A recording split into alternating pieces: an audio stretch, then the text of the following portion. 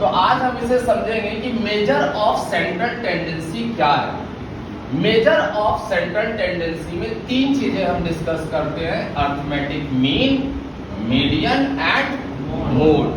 Mean को कहा जाता है औसत माध्य, मीडियन को कहा जाता है माध्यिका और मोड को कहा जाता है बहुलक इन हिंदी। इस तीनों को मेजर ऑफ सेंट्रल टेंडेंसी क्यों कहते हैं? क्योंकि तीनों वैल्यू क्या शो करता है? एवरेज को शो करता है। क्या शो करता है? एवरेज को। आपका मीन भी एवरेज को शो करता है, मीडियन भी एवरेज को शो करता है और मोड भी क्या शो करता है? एवरेज को शो करता है, जो इंटायर डेटा को क्या करेगा? रिप्रेजेंट करेगा। The average production of 100 workers in a firm is 500 units. It means क्या हुआ कि लगभग फर्म में सभी वर्कर कितना प्रोड्यूस कर रहे हैं? 500। मीडियन में अगर सपोज करो, मैं कह रहा हूँ मीडियन प्रोडक्शन जो है वो 500 यूनिट है, जिसका मतलब क्या रिप्रेजेंट कर रहा है कि जो एवरेज प्रोडक्शन है वो कितना है? 500।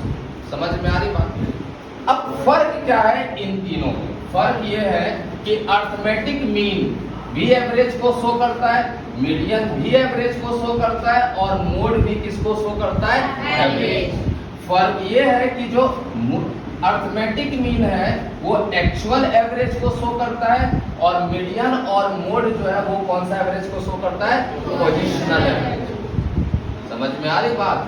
मीडियन और मोड, ये जो मीडियन है और जो मोड है ये कौन से एवरेज को शो करता है? और अर्थमेटिक मीन कौन से एवरेज को शो करता है? लेकिन तीनों है क्या? Average. That is why it is called measure of central tendency.